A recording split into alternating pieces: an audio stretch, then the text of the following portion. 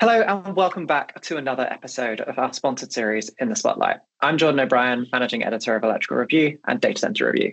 Today, I'm thrilled to be joined by Simon Humphries, Retail Business Director at Humax. Thank you for taking the time to join us today, Simon.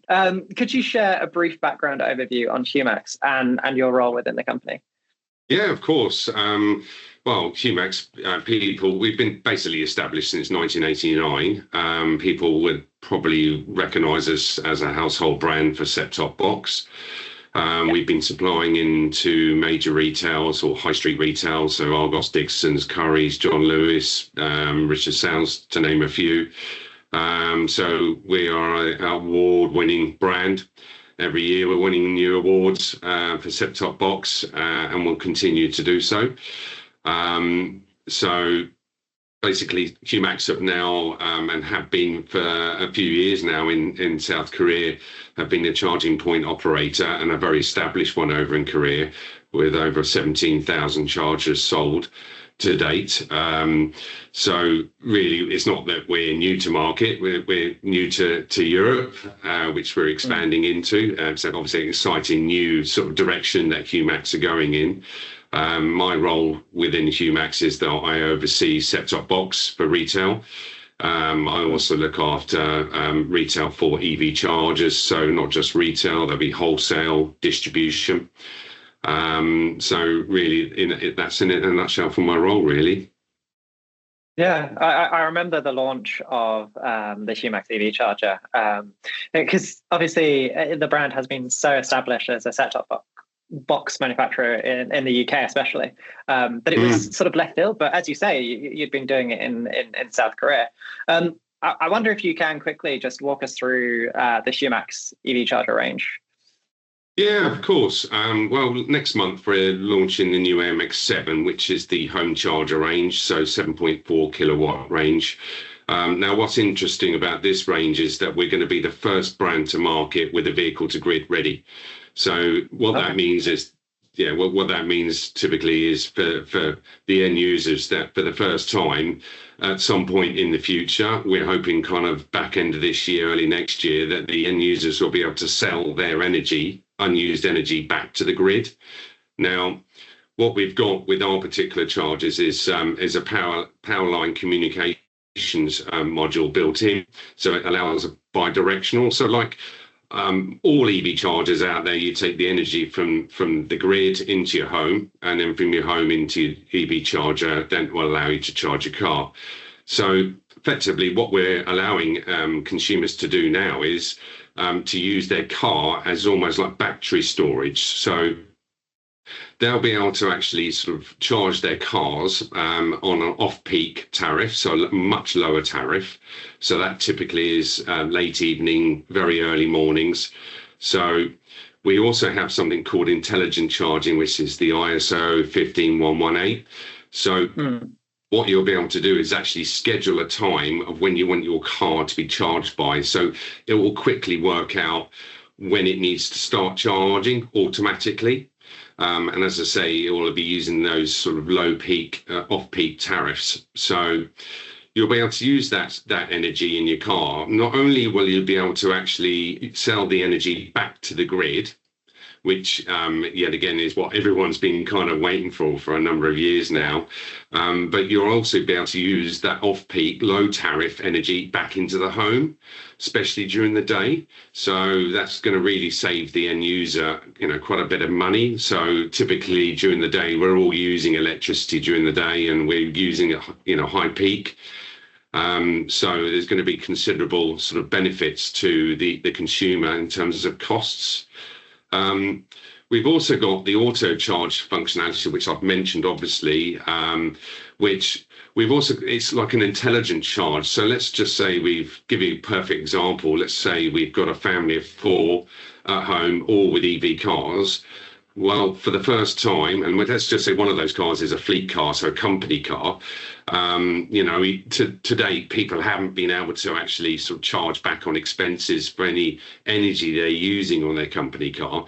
But that's about to change, because with our functionality, basically allows you to basically do what's something called intelligent charge. So let's say the administrator sets up all the users on their app at home, so you'll be able to really break down whoever's using that charger. You'll be able to break down every month of when, so date, time, and kilowatts they're using, and costs that reflect that. So for the first time, you'll obviously be able to break it all down as well. So and it's also got like a vehicle recognition on it, so it will automatically identify, after the first time you've used it, we'll be able to identify what car has been charged off that charger, which is a bit of a game changer. Yeah, that's really clever, and also the vehicle to grid stuff. It's finally here, which is great, because that people always say that the best battery is the one that's in your car, because at the end of the day, that's much larger than what you can buy in terms of home energy storage, and technically per kilowatt hour a lot cheaper.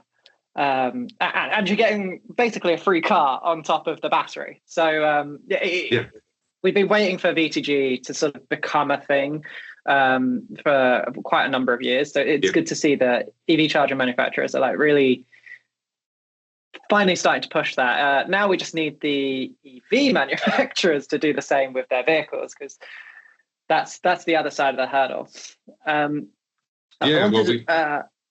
So we've been to a few networking events and a few shows lately, actually, where we've been listening to BYD, for instance, out of Europe, and a number of OEM, so car manufacturers, talking about V2G. So we are actually very pleasantly surprised with the acceleration of a number of new cars being released, certainly back into this year, early part of next year, which will then further, as I say, accelerate the V2G presence. So as I say, we'll be the first brand to market with a V2G hardware ready. So, as I said, as and when the codes are released, then we'll be ready to support that. In terms of installers, it's absolutely vital for us. So what we're doing is we're basically offering a load of training resources. We do installation videos. Obviously, we've got data sheets.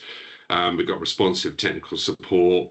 We've also, I must stress, we've got a UK-based after-sales service centre as well, which is absolutely vital. So they've been fully trained in terms of supporting not just the installer, but the end user as well.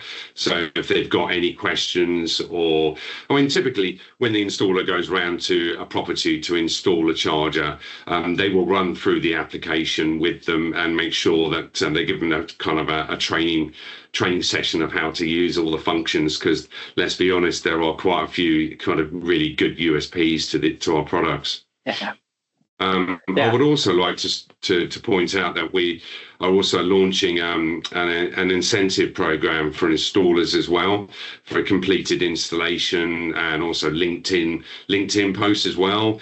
We want to give as much coverage as we can about Humax. And I think going back to what the first question as well, at the end of the day, we really have generated a brand since 1989 that's been reliable and trustworthy. I mean, there is some news I'll share with you at some stage a bit later on in the conversation.